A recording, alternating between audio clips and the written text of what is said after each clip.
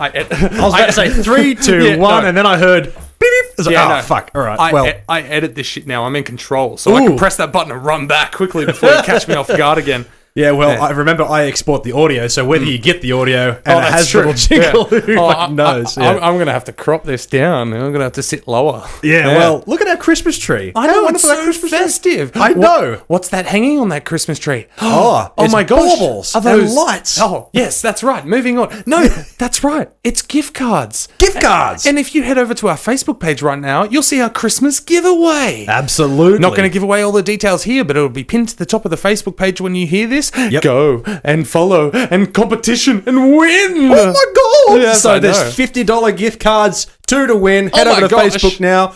We're Two's Company, Three's a Podcast. We're a movie, TV show, and gaming podcast. We have 2 podcasts every week, 4 videos every week. My name is Dylan, as always, with my co-host Mitchell. And as you can see by my fancy shirt, if you head on over to the YouTube page, I'm going to be mixing it up for the next couple of weeks, getting into the Christmas fever, Christmas spirit, hence the... You're very jingly. You're jingly, I know. Hopefully that's not too off-putting. We'll see how long we last. Yeah. But anyway, pull out your Magnum because we found ourselves a beehive cluster, which means it must be time for 2C3 Pod, an alternative for Blink 182.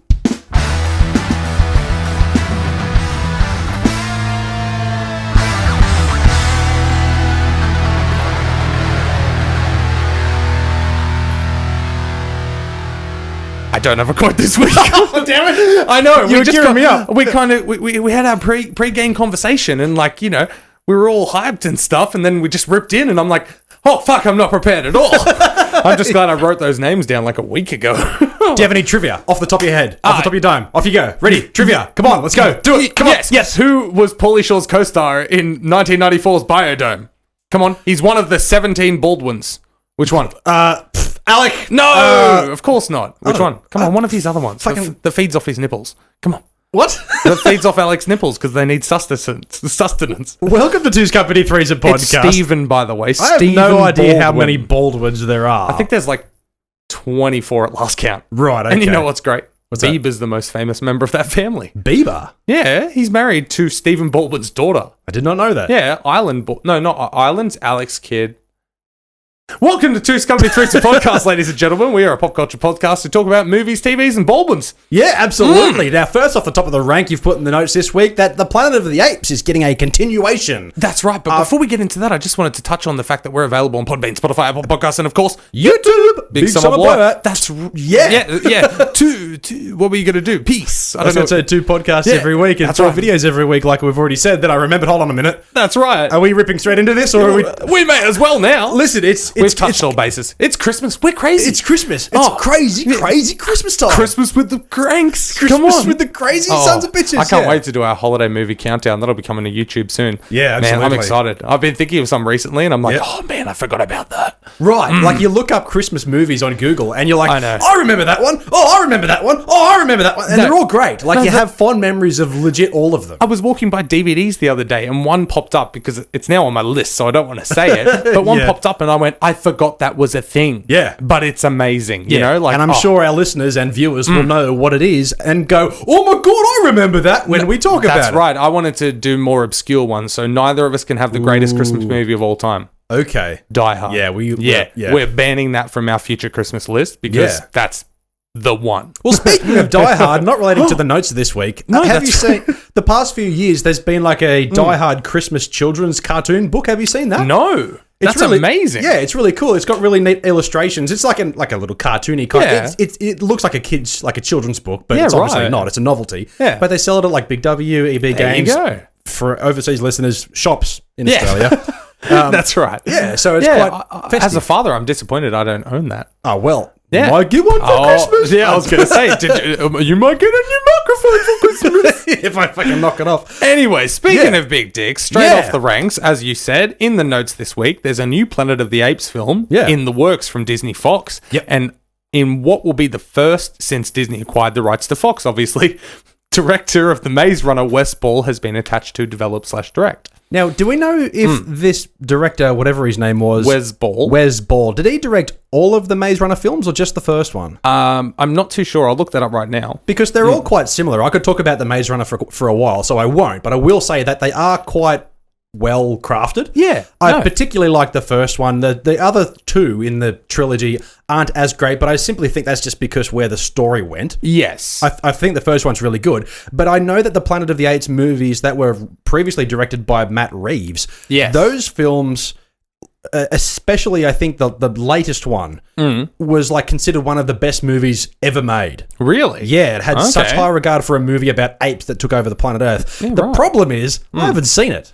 I saw Dawn of the Planet of the Apes, which was the one with the Harry Potter actor, what's his name? The guy who plays... Daniel Radcliffe? No, the other one, the blonde kid. Hagrid?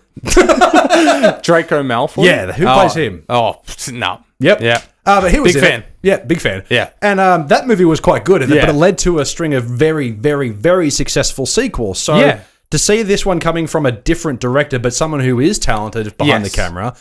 to a pre-established franchise which is already held at such high regard, I don't think this is going to go down the toilet at all. No, not at all. And I did just check it out. He has directed all 3 of the Maze Runners. Well, there you go. Yeah, so all 3 of the Maze Runners. Maze Runner was his first feature-length film. He did 3 short films before that. Yeah. Because he was more behind the scenes in the art departments. Yep. So Maze Runner and then the following 2 sequels are the only 3 main features that he has directed, and I will be removing my reindeer ears now. Listen, I love it, but at the same time, it's so distracting. I know. I'm gonna get into a serious conversation about like Oscars and stuff, and then be like, jingle, and all I'm thinking about now is Jingle All the Way. Yeah, like, all I'm thinking about is, God damn it, my cat's in the room, but he's not. He doesn't even have a collar on. He hasn't. No. Unfortunately, this is no pussy broom. That's exactly right. Yes. Welcome to podcasting, ladies and gentlemen. Yes. Yeah. No, I'm excited for this. Like you said, was it a remake or a reimagine? A remake, the first one that they did out of these? It's hard to consider that these days because we're living in a time where there's been so many reboots and remakes of things previously. Now they're kind of a mishmash of reboot / remake / completely original. Because Planet of the Apes has been going, I think the first one says here 1968. Like it's longer than Star Wars, longer than Star Trek almost, I'm pretty sure, or around the same time. And those original movies, the first few were good, and then they just went completely ridiculous, but so be it. No, of course. Well, we need to remember it is a movie about apes. Yeah. Taking over the world. Like, yes. There's a little bit of imagination needed. Oh, yeah, absolutely. So I don't think these movies are going to go the same route where they are completely civilized, where they have like electricity and technology and big wacky gadgets and high societies. So does it mention in the article at all? I've got it open here. Does it mention that this is going to be following on from them or restarting again? I would assume not. Let's have a look. New Planet of the Apes movie and works with Disney and Fox. The studio has tapped Wes Ball, the director of The Maze Runner, to develop the new film. An individual with knowledge, blah, blah, blah, blah, blah. It's not clear whether it will be a continuation of the trilogy that recently concluded with Matt Reeves' 2017 War of the Planet of the Apes. Yeah. Okay. So, not sure if it's 2 weeks in a row, man. Yeah. That just happened. Absolutely. Yeah, so it's not clear if it's going to be coming off of those, but either way, Wes Ball attached to this. He did well with The Maze Runner and the concept in general and the way it's been handled recently. Yeah. Yeah, I'm all on board. I'm going to let you take that microphone out for a second while I bludge for a while and plug it back in after a few seconds. Okay. Okay. This isn't in my ears. Don't worry. It's purely you. Yeah. So, if they were to reboot this film... I agree! If they were to reboot this film and then, have it not continue from the most previous, film... Yeah. Is that still going? Yep, we're good. Are we good? The most previous, sort of series, to have that stand alone and reboot it again, I think would be a big misstep for the franchise itself. Fair enough, there has been several reboots and re-franchises of Planet of the Apes, but because they were so successful, they had Andy Serkis do the motion capture and voice acting for Caesar, the main ape, to replace that with something completely new. I think, that wouldn't do it so well. No, that's right. But unfortunately, like you said, neither of us have seen War of the Planet of the Apes, so we've got to be... We're not too sure whether or not we need to be careful with how they... If we say, just continue it on, because we don't know how that one ended. You know what I mean? So, we shouldn't be talking about this. We don't know anything about it. No, that's at the same time, it sounds good. Yeah, these are the movies that, as I said, like I've only seen Dawn of the Planet of the Apes, and I haven't seen the other one succeeding that. Yeah. Mainly because we live in a time where there is so many movies. Rise of the Planet of the Apes. Rise, Dawn, and War. And I have wanted to watch them. I just haven't. Yes. You know, so it's a matter of actually sitting down and catching up. It's honestly not until you start a pop culture podcast that you really realize how little time you have to watch every fucking movie you want to. Yeah, right. And now we're at a point where we're like, well, let's talk about this thing that we haven't seen. And it's like, shit. What else do we talk about? Other shit that we haven't seen. We talk about big dicks. And speaking of big dicks, did Dwayne you hear Johnson. Okay, which one are you going to? I'm going to immersive theatre technology debuts in US with Jumanji. I was about to read that, but didn't read the end of the sentence. Yes. No, that's right. Yes. Apparently there's this new theatre technology developed by a French company, I believe, CGR Cinemas. Oh. Oui, oui. And they're trialing it in the US for the first time ever with the release of Jumanji: The Next Level. Yeah. So basically what this means is, and what I can gather from the pictures and the brief description and the brief article about it, is this immersive theatre technology means that you've got your screen in front of you. Yeah. And then as you... normally in your peripherals while you're watching a movie, it's just black, because that's all there is. You're just looking at the screen. But the way this CGR technology works is they have multiple different LED light screens all the way down the side of the theatre that react to what the edges of the screen is going on and what you see. So as you're looking at the screen, it's a complete immersive vibe. I get where they're coming from. And like I really enjoy like steps in new directions when it comes to peripherals with entertainment, like VR, which we've talked about a lot. Of course. The thing where I think I'm not really sure whether this is going to be massive, at least not yet, is because nobody really notices at this point in time, nobody really notices their peripherals all that much. Yes. Because you do have a single point of focus. Like whenever you're looking at a TV screen, you're literally looking at one pixel at a time. Yeah, no, and everything 100%. everything else surrounding it is part of your peripheral. Yeah. To expand that even further, when you're driving, you're not looking at what's happening like direct side of you. You're focusing on what's in front of you, which in the cinema, you're watching what's in front of you. Now, I have a feeling it may be a distraction. Yeah, initially.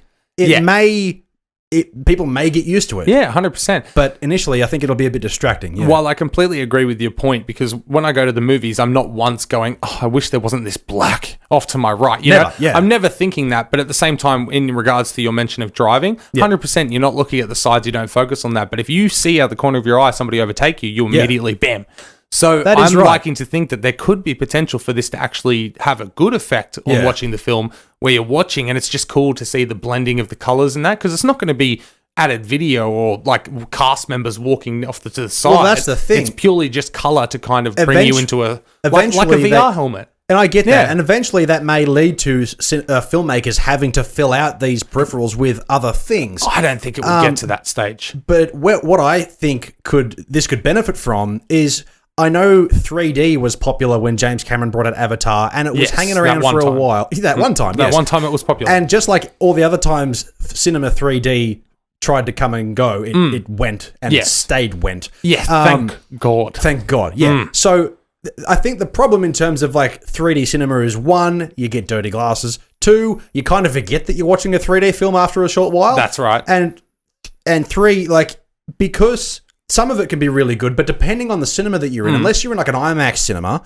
it's not that immersive because there is the edge of the screen in terms of 3D. So things that may be coming at you, but not to the quite immersive level that you might expect. No, of course. With these surrounding screens, there may be some kind of leverage there for 3D technology to fill in the void, to have, fair enough, your focal point will be right in front of you with the characters and the action sequences and whatever else. But if you've got debris flying at you, these additional screens might be able to fill that surrounding 3D sort of world, so to speak. That's all I can really think that this may benefit from. No, of course. And the only thing that I wanted to add to that is, to your point about the debris and that possible effect running down the side of the screens, is you can see, they've got an example of Hobbs and Shaw there. Yep. And as you can see down the line, you've got like the different lines as if it's different windows of the building. Yeah. So I think they're kind of doing that, but it's purely a reactionary based thing where they trigger it to have that, like that kind of thing. So I don't think it would ever make any more work for somebody filming. At least not yet. Not yet. But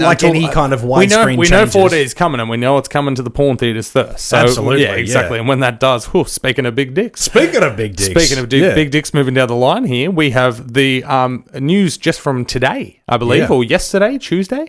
Whenever it was. Yes, The Conjuring, The Devil Made Me Do It. When I saw the announcement of The Conjuring 3 and the title, The Devil Made Me Do It, I thought, yeah, that's cool, but I would be excited for this film if there wasn't so many successes to it. No, I know. Yeah. I know. Like, that's the unfortunate thing. The Conjuring, when I first saw that at the theaters, I was like, yes, this is amazing. I love it. And Conjuring 2 came out, and I thought, holy shit, this holds up. This is just as good as the first one. It was just as good. But the more you think about it, the fact that all you had to do was know the demon's name, and then you beat it, that was dumb. But whatever, I didn't write it. Spoilers. Spoiler alert. If you haven't seen it, you're not going to. No, that's right. But The Conjuring 3, it does star Patrick Wilson and whatever the other chick's name is, Vera Farmiga. Yes. I never get it right, but I love her as an actress. I think she's really good. Vera Farmiga. Well, there you go. I know that they came back for Annabelle Comes Home. Yeah. I didn't watch that movie. I didn't want to see that movie, therefore I did not see that movie. I still don't want to. Annabelle Creation wasn't a bad flick, but it still was pretty stock standard for like these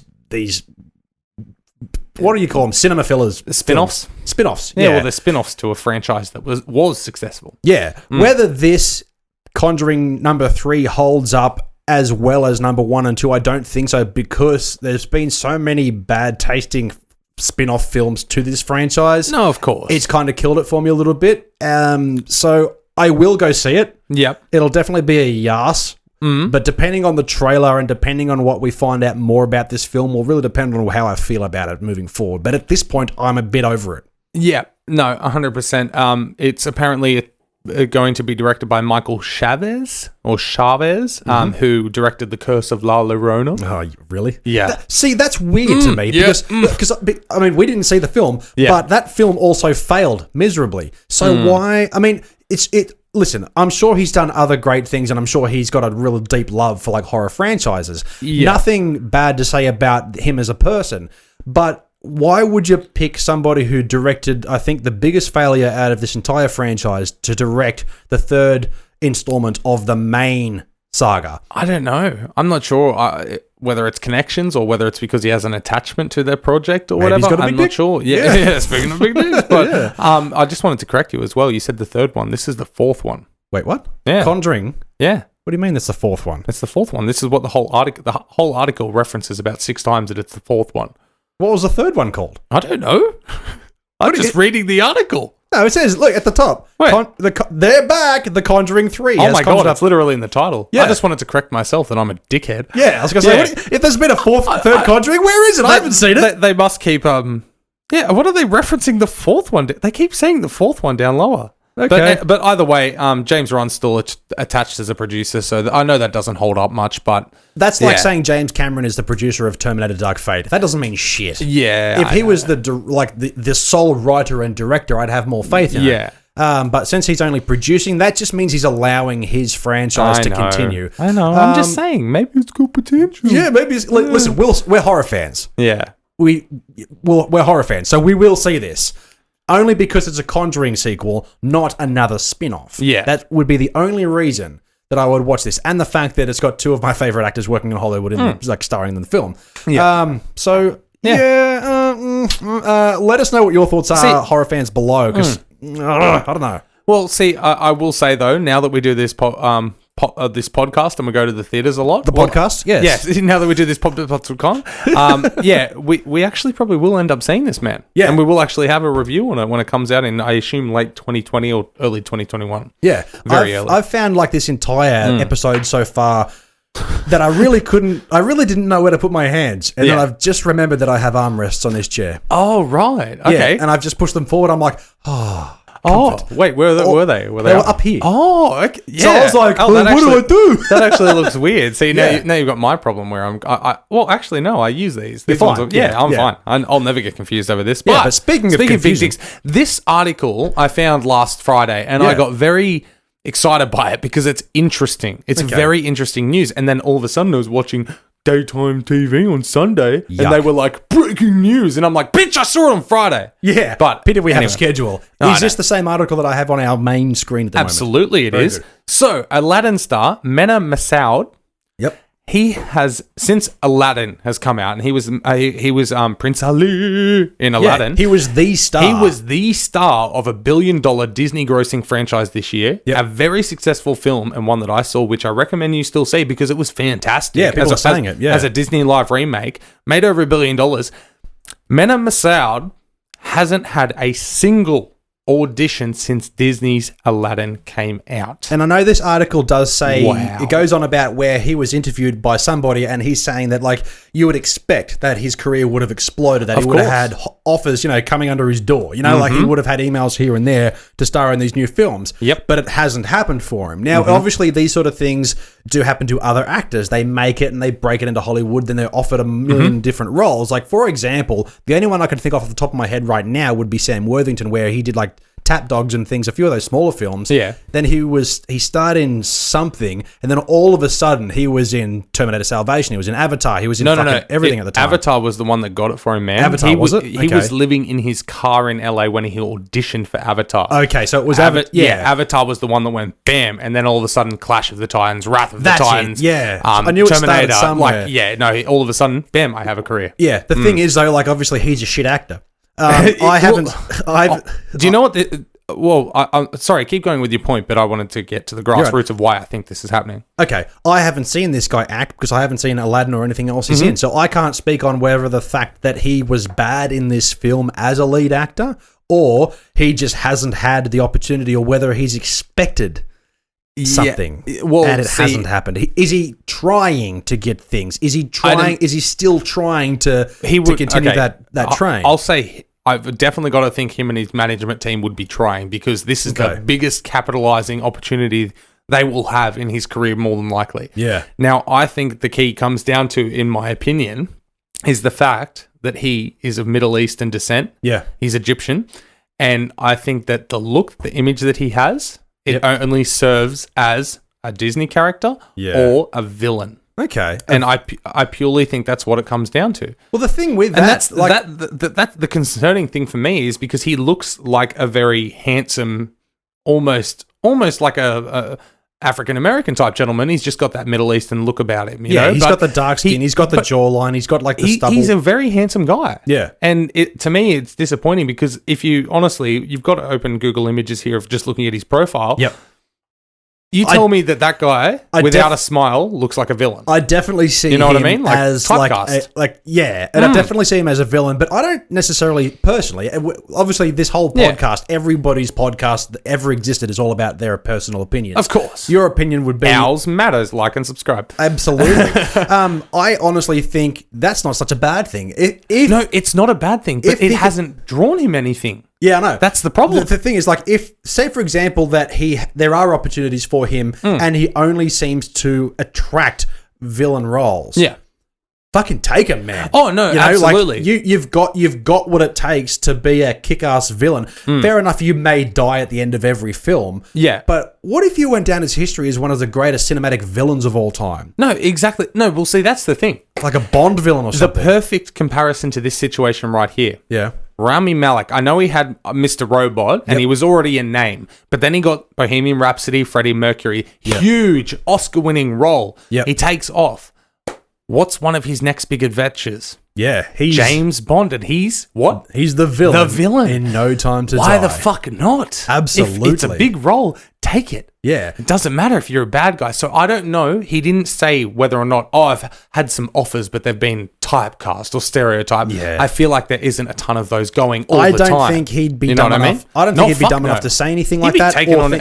Pretty sure if Nickelodeon called now and said, can you guest star on like Nicky, Dicky, Ricky and Dawn? He'd be like, fuck you, please. Well, that might be the thing. Like, maybe he's looking, like, I don't know this guy. I know you're listening, but like, maybe you could reach out to us and let us know. But maybe Come on, listen. Maybe he's looking for less niche kind of movies. Like, Aladdin is open to all ages. Yeah. Maybe he doesn't want to play a villain to that caliber. Maybe he doesn't want to be the villain in like a big, violent movie. Maybe he does want to stay starring in like these all ages family type films. Yeah. I don't know. I'm Everybody's got their I'm not preferences. sure. Honestly, maybe like again, I'm just talking out my ass, but maybe his ego got to him a little bit and he just assumed he'd be getting thrown roles. And when a role comes and like, hey, go and audition for this.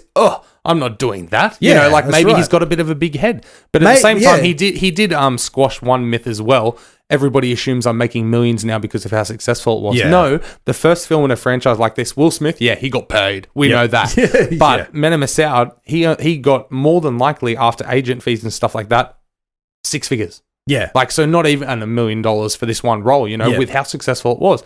If there's an Aladdin 2, there's a bump then, you know, like, and then all of a sudden, you know, I can't remember if there was an Aladdin 2 or 3. There most likely was. There was like 6 Lion Kings. Let's be honest, it doesn't matter, man. Yeah. If they want to make a live action remake, they'll do it. Yeah. They'll do it. And the way the Lion King went at the box office, there'll probably be a number 2 of that documentary as well. Yeah. But either way, it is a bit like, it is sad to see that somebody who did so well in this big blockbuster, who was on par with Will Smith, if not like more. Yeah, like he's you know, not the focal point continuing is his not work. By the looks of it. He's not getting the traction behind his name that he should be. But at the same time, I'm sure things will pick up, mate.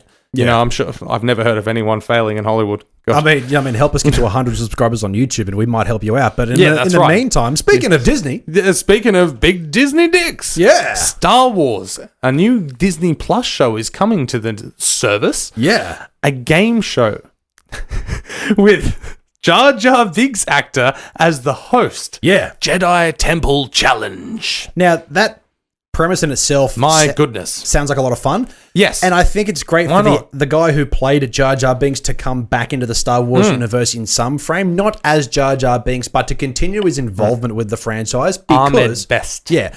Because the reason I think it's good for him to come back, regardless of whether he's known as the Jar Jar Binks guy or the host of this TV show...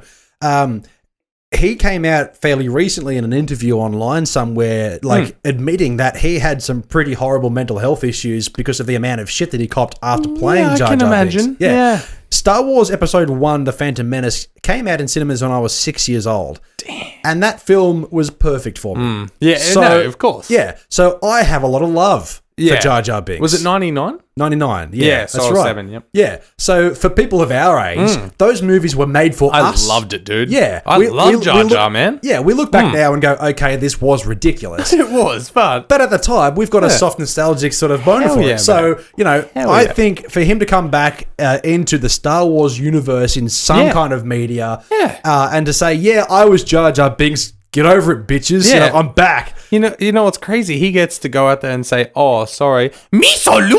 Like, you know, like me got more money than you. Exactly. Fuck you. Yeah, that's right. Oh, you suck. like, oh man, that's great. Like, oh no, man. Like, good on him for getting. Hey, Mena Massoud, keep your chin up, mate, because you'll get a role in a Disney Plus game show one day. Yeah, being absolutely. Aladdin. Yeah, fucking Aladdin. But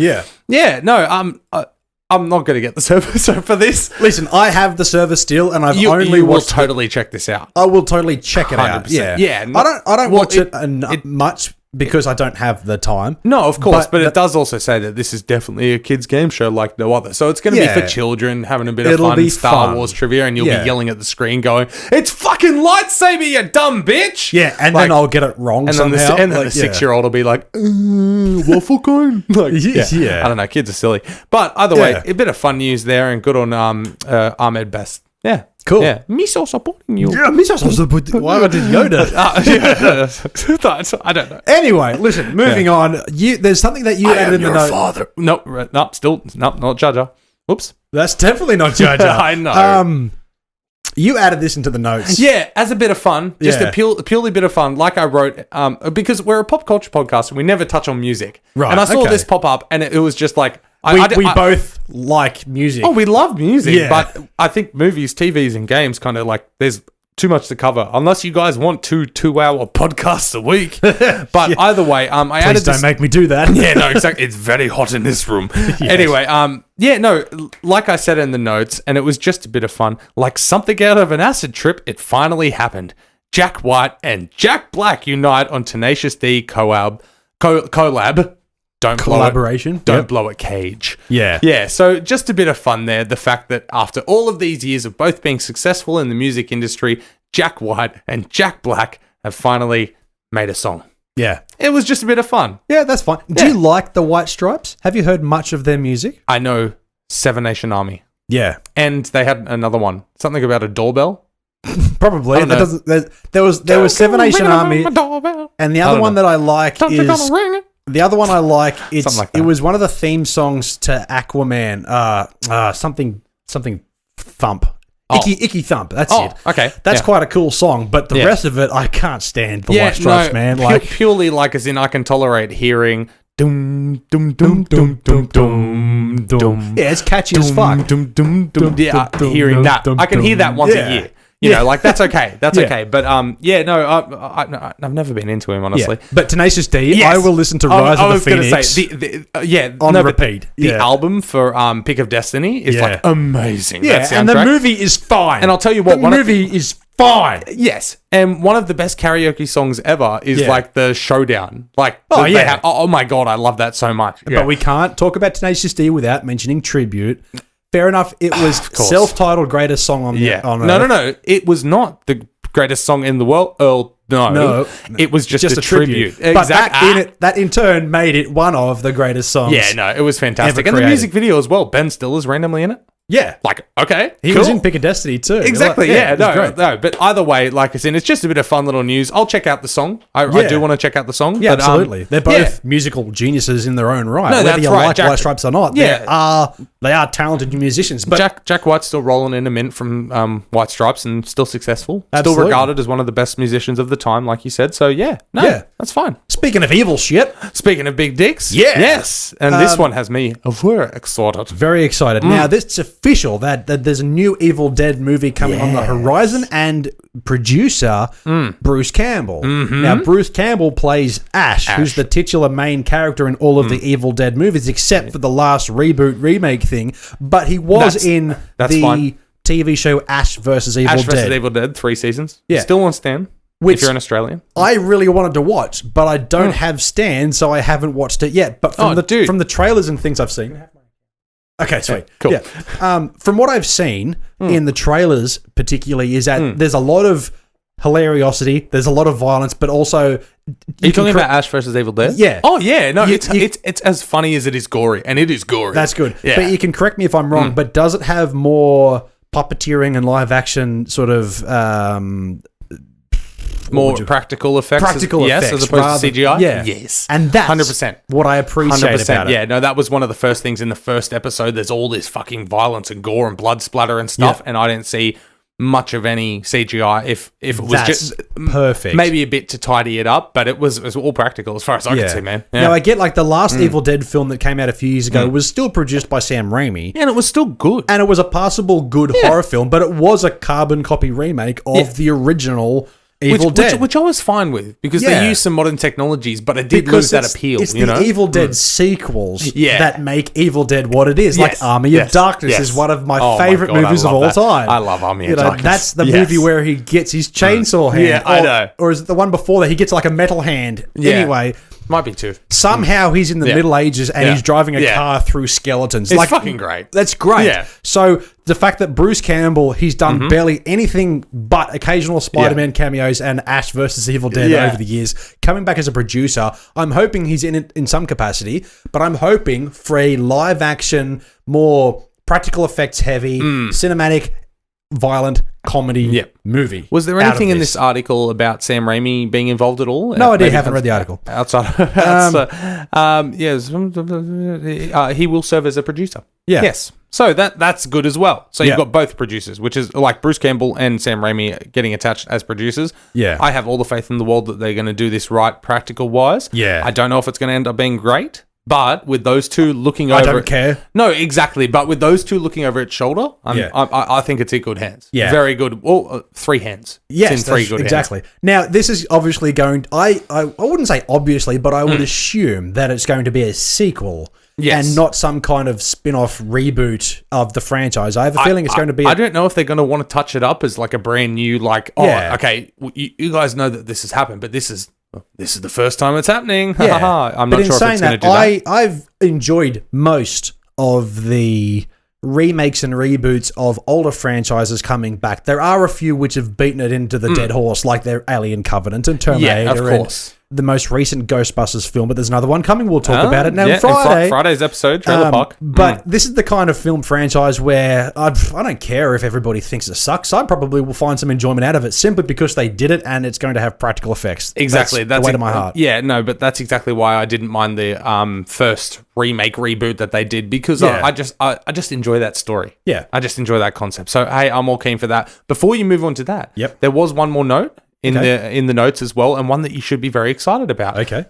There's a new Netflix series coming February 7th. Oh, you did add this. That's right, yes. Yep. Called Lock and Key. Cool. And the reasons that you should be so excited, it's from the creators of Haunting of Hill House. Ah, very good. So I saw the concept art, like the poster image of Lock and Key, but I have no idea what this is about. So if you can fill me in. Yes, absolutely. Lock and Key is the story of 3 siblings who move into a home. Shock and awe. Only to discover it has magical keys, which must be used in their stand against the dark forces. That's it. Okay. Yeah. That sounds fascinating. Is it a series or a film? A series. Okay. Yes. Yeah. No, so that's pretty exciting. Yeah, pretty interesting concept. Yeah, and why not? Because of the creators of Haunting of Hill House, they're known to make amazing stuff. Yeah, so, but also like as an interesting concept, but also, it's people going to a scary house. Yeah. Kind of like Haunting of Hill House. And that in itself is great. Kind of like Eli by them as well. Yeah. Hey, kind of like... If you're good at something... Gerald's Game. Yeah, they're in a house. Yeah. Hey, if you're good at something... No, exactly. Stick with it. Stick with it until it's burnt out and Not dry. only that, if you've got Mr. Netflix throwing dollary dues at you, you get your shit on the screen. Yeah, absolutely. Yeah. Dr. Sleep, they went to a big house. Oh my God. Mike Flanagan, where do you live?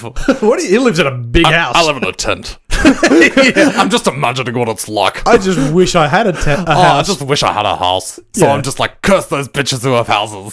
Here's a scary child. Yeah. Lock and Key. Fuck you. So all I know from that movie is what you've explained to me just then and the poster, and it looks quite interesting. Series?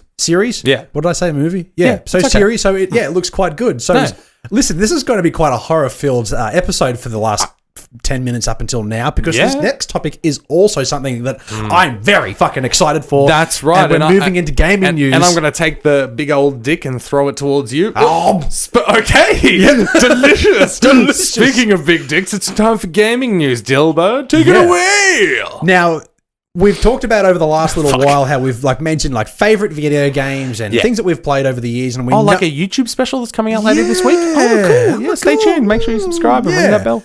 But as of 2019, one of the greatest games that has ever been made that came out earlier this year, which is up in the runnings for best game of the year. Yep. I don't think it will win it because there's been some great games this year, but it's a very high contender is the Resident Evil 2 remake. Yes, now we've talked about this a lot, so I won't go too far into it. That's fine. But right after recording last week's podcast, some new leaks happened about the Resident Evil 3 remake and some concept box art, which has almost been confirmed to be the box art. Yeah. Now, if you scroll down and you look at this, that is Nemesis. Yeah. So Resident Evil 3 was a relatively short game. Yeah. I won't go too much into detail about its creation. You can Google it. It's very fascinating. But it's a much shorter game from Resident Evil 2 because it wasn't supposed to be a direct full-length sequel. Okay. But it transformed into what we know as Resident Evil 3. Now you're following a character, Jill Valentine, I think it is. And she's constantly, throughout the entire game, being hunted by Nemesis. He's a scary looking motherfucker. Which is like a 10-foot tall tyrant. So every one of very good teeth though. Very immaculate teeth. But essentially, I don't know too much about the Nemesis as to where he came from. He was featured in the Resident Evil 2 movie Apocalypse. He was that big bulging leather-bound thing that said stars, and he with his teeth, perfect teeth. Yep. That's him. Yep. So this has got the concept art has a new look for Nemesis. He's very different. Doesn't have stitches down the front of his face, but he does have the one eye covered, the big teeth, the tubes running all over him, and he does look leather clad. And there's also character redesigns when you look further into the articles as well. Yeah. So the characters in the film in the game, have been redesigned, and they look spectacular. You see the Z-version? Oh, yeah. Yeah, you do. So there's two images. There's the main image, which has the two characters from Resident Evil 3 on the front, and they look great. Really good upgrades from their 1990-something counterparts. 1999. Yeah, with the Nemesis upgrade. But then there's another image showing just the Nemesis from a different angle. And yes, his teeth are immaculate. He has better teeth than most people I know. But that's fucking terrifying. Oh, no, that's what I mean. Yeah. When I got down to that one, I was like, oh, shit, when you get that side profile view. Yeah. Ooh. Now, Resident Evil 2 Remake had what's called just the Tyrant. He's a big, very tall, white, masculine man, and he wears a big white trench coat, and he wears like a top hat. Oh, and he classy. Just hunts you, and it's horrifying. Yeah.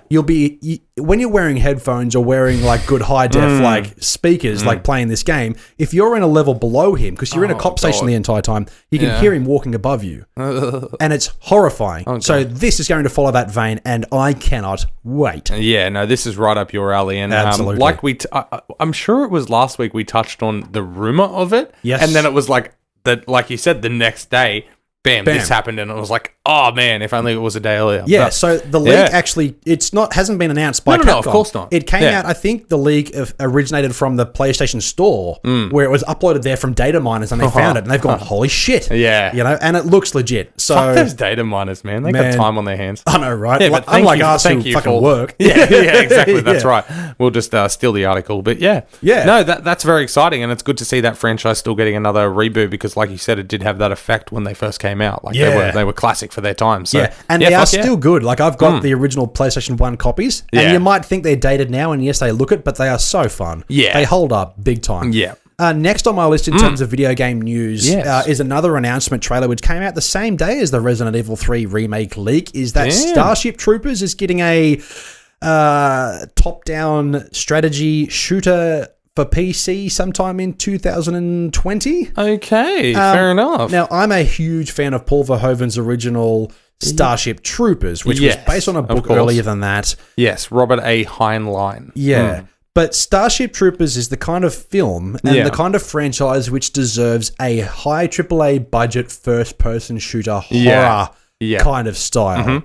This isn't it. Oh, really? No, this is more of... Do you remember Age of Empires? Yeah. It's kind of like that. Oh, no. It's a top-down strategy kind of thing set in the Starship Troopers universe. Oh, God. I can see the general teaser. What is that? That looks terrible. So I won't what be even playing is the point? This. Yeah. Oh. Yeah. Well, that's... No. Is it going to be a mobile game? Because it looks like a mobile game. Listen, mobile games are getting pretty good. But no, I know. Apparently aren't we over that?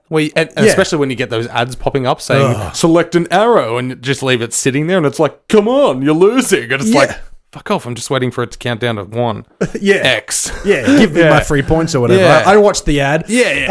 So listen, there's a lot of people out there who do like these top-down strategy games, but I'm personally not one of them. No, that's fair. I know it's got its market, otherwise it wouldn't be happening. Yeah. The reason I like Starship Troopers, I've talked about it before, but it was the first MA-rated movie I was ever allowed to watch, and I watched it with my older man. I think I was 11 or 12. Yeah. Loved it. What about Me, Myself, and Irene? Actually, that came a little bit after. But Starship Troopers... after watching that, every weekend at 6 a.m. I would get up and put it on the TV. Yeah. And my parents would get up and be like, why are you watching this? It's too early for this. And I loved it. And you're just there going, God, give me a tissue or something. Yeah. Can't even come yet. But yeah, I'm not interested in this at all. But in terms of video game news, in a few days, next week, actually, we're getting the Game Awards, which is an annual event where... all of the games of the 2019 are being presented in like an award ceremony. There's a lot of contenders this year. As I said, there's been a lot of magnificent games, So let's see. That's happening on the 12th of December. Yeah, so that's very... I don't have my That's watch tomorrow. On. That's tomorrow. Wait, so is it Thursday? Thursday, Oh, tomorrow. Well, lovely. So it spans over the entire weekend? Yes, exactly. Oh, awesome. That's good. So you can head over to thegameawards.com and vote for what particular games you wanted, which category. I know you won't be voting for any because you haven't played anything but one game. And I don't know, man. Homescapes. I'm still up to date with those levels every week. So just saying, Homescapes, mobile game of the year. Throwing it. No, it has to be Call of Duty. Just saying. Yeah, like that'll be up there as a contender. But as I said, there's been Resident Evil, there's been Death Stranding, there's been Outer Worlds, there's been a whole bunch of different games. So there's been a lot happening in gaming this year. So So there's been a lot of good ones, I wonder a lot if of kind of crappy ones. Booger will win an award. Maybe. He may be mentioned. Well, he won like EA Sports Player of the Year. That's what I mean. EA Sports Rookie of the Year. These are the kind of things that this sort of... this is focusing on the games. Yeah, games alone. But it's talking about like there are sometimes announcements of new things or trailers to things that are coming. I have a feeling there's going to... I know I have to bring it up every episode and you know exactly what I'm going to say. Oh, but I have a feeling there will be some minor Doom Eternal announcements. Oh, shock and awe. Because there has been a new game, not necessarily a new game, but a new package announced on like EB Games and like PlayStation stores and all that. Okay. It's extra called, features and such. Not necessarily extra features. It's called the Slayers Collection, which is a one package with Doom 1, 2, 3 and the 2016 remake. Yeah. But the problem with that is they just re-released it all digitally and everybody's just bought it again. Oh, fuck. So it's another re-release. And I tweeted at them saying, hey, like, this is greedy. Yeah. This, like, you've just made everybody rebuy them. This is so greedy, you fucking assholes. When's it available? Because I'll be buying it. No, that's the thing. Listen, I love it. I fucking love this franchise to death, but I will not be buying that collection because I don't stand for the fucking greedy Mark actors. down the time and place where you listen to Dylan say that because it's the first time he's ever said or will ever say he's not buying a Doom product. I'll steal the box art. There but we I go. already own multiple copies of all of the fucking games. But, of course. Yeah, Game Awards happening this week. Starting tomorrow, like you said, Thursday the 12th of December. Absolutely. With a live performance by Green Day. Yeah. Oh, shock and awe. That should be fun. Yeah. Fan voting now open. Yeah. And Jumanji's on the screen for some reason. Cool. So if you want to get in and vote for your favorite video games to win some awards and shit, not that they mean anything, you can certainly go to their website and find out. But TheGameAwards.com. Absolutely. Also known as youtube.com/2C3 podcast. Yeah. Just saying. Is it TC3 Pod or 2C3? 2C3 Pod or is it 2's Company 3's podcast? Either way. For the URL. Either way, just go to search Google. YouTube. If you want a custom URL for YouTube, we need like 100 or 1,000 subscribers or something like that. So at the moment, it's like... I think it was 1,000. So we're only like a short 950 away. 957 last time I checked. So please share. Head over to Facebook. You can find us on 2's Company 3's a podcast at Podbean, Spotify, Apple Podcasts, YouTube, Twitter, Facebook, Instagram. Yes. Head over to Facebook right now to remind you we do have a gift card giveaway. That's right. It'll be pinned to the top of the page where you can win yourself an Event Cinemas gift card. Absolutely. Oh my gosh. $50 giveaways. Yes. Wait, dude, I'm just going to overwrite you here for a second. We don't have them yet. And two $25 ones. Okay. I'm overwriting you. What do you mean we don't have them yet? They're right there. No. I mean, this guy. Don't head over to the YouTube page and look. That's right. Yeah, no, there's going to be two $50 event gift cards giveaways and two $25 ones. Couple of minor prizes there. Okay. I'm overruling, Dylan. Fuck your dreams. Okay. Yeah. Mitch will be buying those. Yeah, exactly. Yes, that's straight out of my pocket. So make sure you head over to tpublic.com and give me some money. Yes. No, but at 2's Company 3's a podcast. Google that. Do not Google TCTP. Yeah, because as much as we love TCTP, I mean the name. But what? Anyway, that's it for news this week, Dylan. Yeah, I think it's time for a tasty. That's the one. Coming at you fresh, coming from afar. It's 2C3 Pod DTCR. That's right, ladies and gentlemen. Thank you. Yes. Round of applause all round. That's right. It is time for 2C3 Pod DTC Does the Cinema. And this week, we had the pleasure of going to see one that was in Yarsal Pass about 3 weeks ago, I believe. Yep. And it's got Oscar bait written all over it, but in the best way ever. Absolutely. Now, if you're a fan of the show and you've been listening the past few weeks, I do have to apologise because I think we've lied to you over the past few weeks where we told our lovely audience we were going to see a film called Parasite. Unfortunately, our local cinema wasn't showing it like we thought they were. Now, we've given a shout out in recent weeks to Avoca Beach Theatres who have kindly set aside a couple tickets for us and we'll be coming over the Christmas break to come and see you. Yep. And then we have our local theatre who's kind of like Avoca Beach, the Regal. Yep. And they play a bit more obscure films. Yep. But they very much let us down this week. They had advertised 2 weeks ago that Parasite was going to be 8 p.m. on Sunday. And on Saturday, I checked and it was gone. Yeah. And they replaced it with something else with no notice. Yeah. So that was very disappointing. I'm not overly upset though because we did get to see a magnificent film. Now, we got to replace gold with gold. Absolutely. We got to see a magnificent film called Ford versus Ferrari. Now, this film has been out for a little while across the world. We know it stars Christian Bale, Matt Damon, John Bernthal, Katarina Catriona Balfe, Yes. Josh Lucas, Noah Jupe, who's famous in a few things. We'll get to that later. And Tracy Letts. Now, directed by a man who's directed some magnificent films in recent history. He has a stacked career. James Mangold, also known as the director of Logan and The Wolverine. Yes. As well as Night and Day, 3:10 to Yuma, which is an underrated film. Yeah. And Walk the Line. That's an Oscar-nominated film. You know, that's the one that Reese Witherspoon won her Oscar for, I believe. I have no idea. Yeah. But, no, he's a very talented director as well. And the writers as well, you have the brothers Jez Butterworth and John Henry Butterworth, along with Jason Keller. Yeah. So the film essentially tells a true story of two gentlemen who have been tasked with building one of the world's fastest vehicles because there is I think it's an annual event called the Le Mans race. Le Mans, yes. It's been running since I think going back to like the 30s or 40s. So 24-hour Le Mans. Is that in France or Italy? Le Mans, so France. I believe so. Oui. Oui. French sticks. Baguettes. Cheese. Did you say French sticks? I did. Baguettes. Yes. French sticks. Yes. Yeah. So, it's a true story, and we'll get to the names in a moment because I don't have them on my screen. I can't quite remember. Oh, you've got them? Yes. Yeah. So go for it. Yeah. So there's the American car driver who was the first American to win the race. Yep. Carroll Shelby, played by Matt Damon. And he enlists the help of Ken Miles, who's Christian Bale. Yes, Ken Miles. And they battle the corporate machine that is Ford, because Ford comes to Carroll Shelby and says, we're going to build this race car. You are the only one who's done it, who's from America. How do we do it? Yeah. And he knows that Ken Miles is the genius behind like racing and the mechanics of cars. Yeah. Where he can literally hop in a car and in the amazing Christian Bale way he does with his British accent in this, like hop out of the car and go, oh, it's a bit light, it's a bit this, it's holding here on the throttle, on the fourth gear, like he's just got that amazing mechanical brain. And because Ken Miles isn't your typical everyday sort of he's not a corporate guy. He's not a marketed man. He's not a marketing man. You know, Ford tried fairly hard to replace him with other drivers, but Matt Damon's character Shelby knows that Ken Miles is the only man who can pull this kind of drive off, and especially the kind of car and build the right kind of car. 100%. But I expected this film to be good, but I didn't want to see it initially simply because I'm not a huge car guy. Yes. But as we've discussed, this film isn't just for car nerds. No. Oh. There's a lot of enjoyment out of this film for anybody who's a fan of good cinema. 100%. But I do have to give credit where it's due in terms of the writing. I expect, from the title, Ford versus Ferrari, I expected this to be more Ford versus Ferrari. Yeah. But the film is more Ken Miles and Shelby. Yeah. Versus Ford. Yeah, that's exactly what it came down to. It's not so much about Ford winning the race. It's about Ken Miles and Shelby working together to win this race for them. Yeah. Spoiler alert, if you're familiar with the history. What are you going to spoil?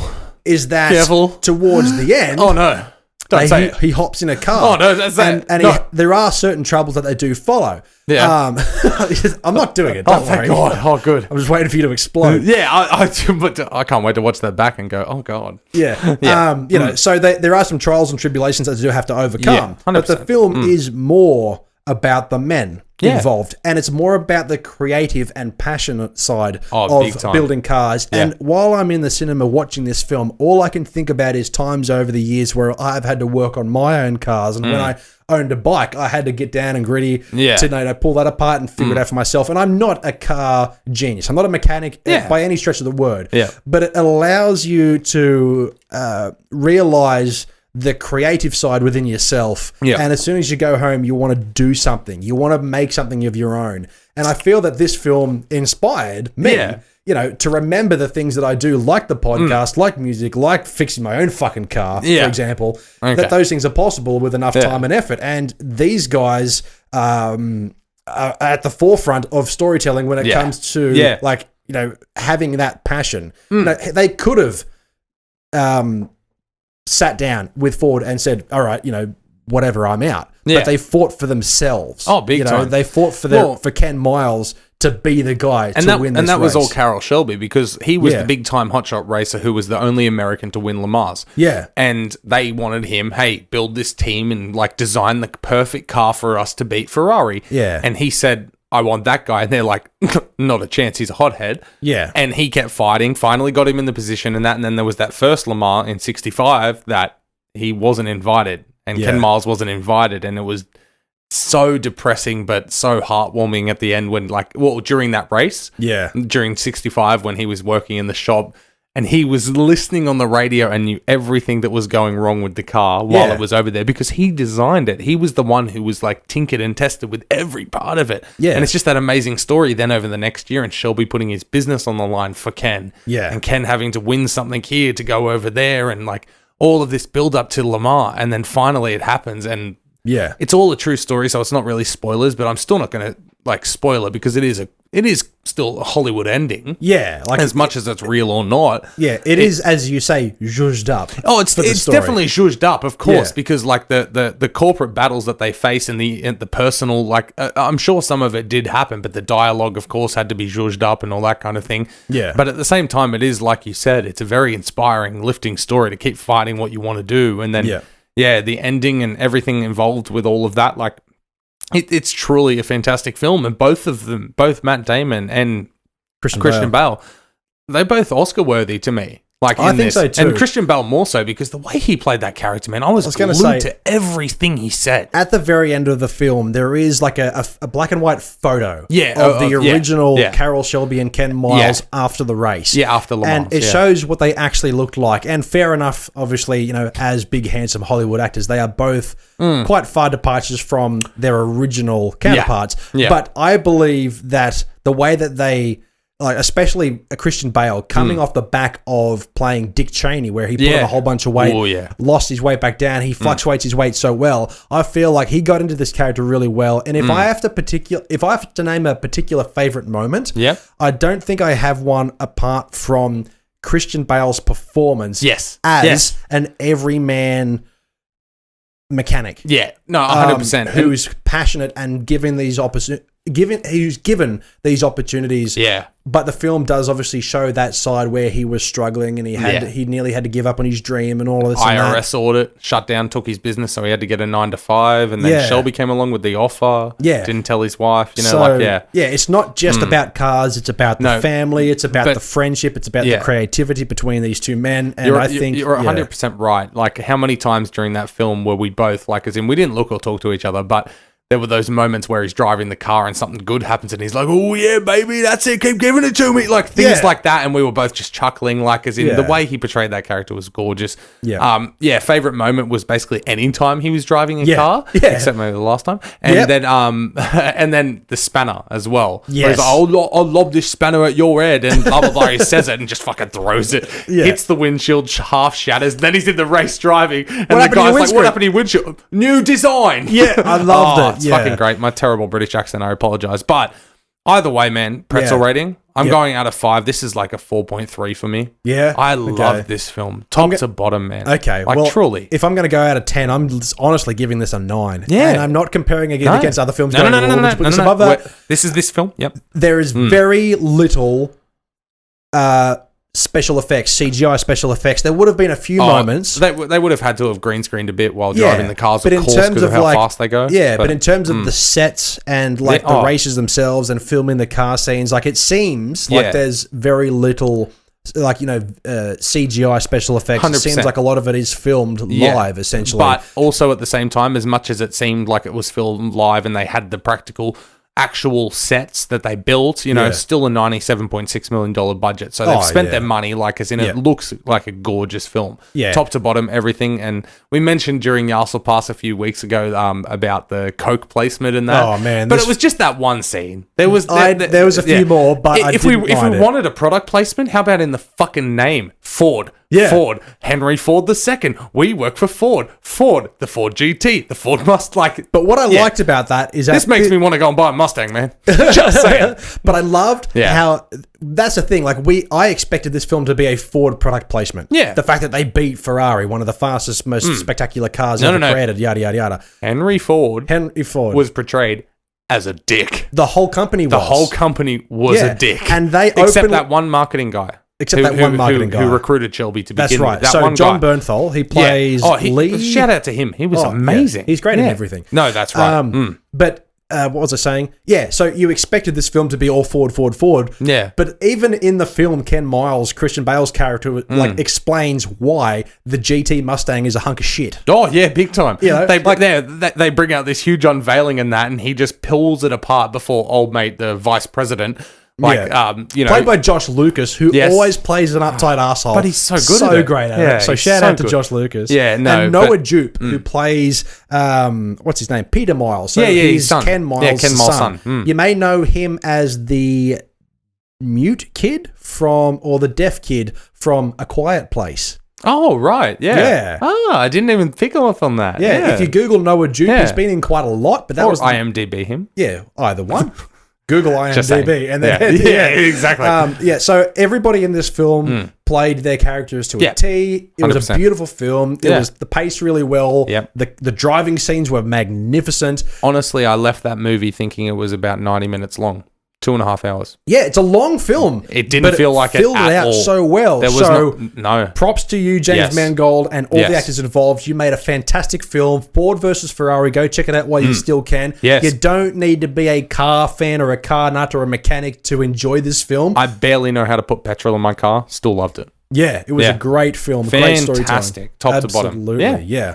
Well, that's been our show, ladies and gentlemen. You can certainly find 2C3 Pod, Two's Company, Three's a Podcast, TCTP on Facebook, Instagram, and Twitter at 2C3 Pod. That's right, and I'm not scrolling for the script either, Dylan. We are available on Podbean, Spotify, Apple Podcasts, or YouTube. Big Summer Blowout. That was me mocking you. I did read my line. I know, that was me mocking you, though, because you changed your tone while I saw you scrolling. Oh, right. I've had it sitting here for the last 10 minutes. Yeah, but you can buy a small bit of merch. You can head over to tpublic.com and support the show in a way that does give you something in return, other than just paying into a Patreon. You can you can find a t-shirt, you can find a hoodie, you can find a sticker, you can find a mug. Just search 2C3 Pod or Two's Company, Three's a Podcast over at tpublic.com. 100%. And if you would like to get into contact with us with any concerns or considerations or suggestions or anything, Two's Company, Three's a Podcast at gmail.com. Now, we do have, as I've said earlier, 2 episodes of podcasts every week, 4 videos every week, every Wednesday and every Friday. Subscribe on all platforms. Check it out. Don't be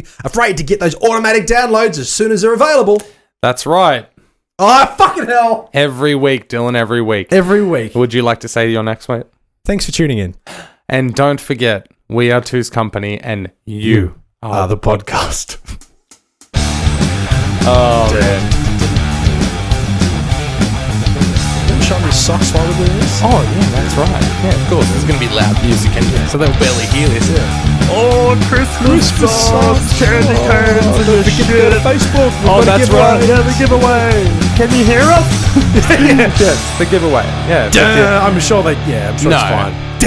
Yeah, it would have been timed perfectly for you, not for me, though. Of course, yeah. No, so yes, I'm going to be stepping up the festiveness each week as we go along. I really have to step up my enjoyment of life. But seriously, I'm so excited about the... what? Hey, thanks for checking out that video of Two's Company, Three's a Podcast. We really appreciate it. Wasn't it really something?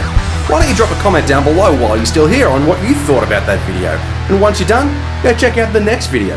Feel free to hit subscribe as well. I think it'll be a really good investment for your future.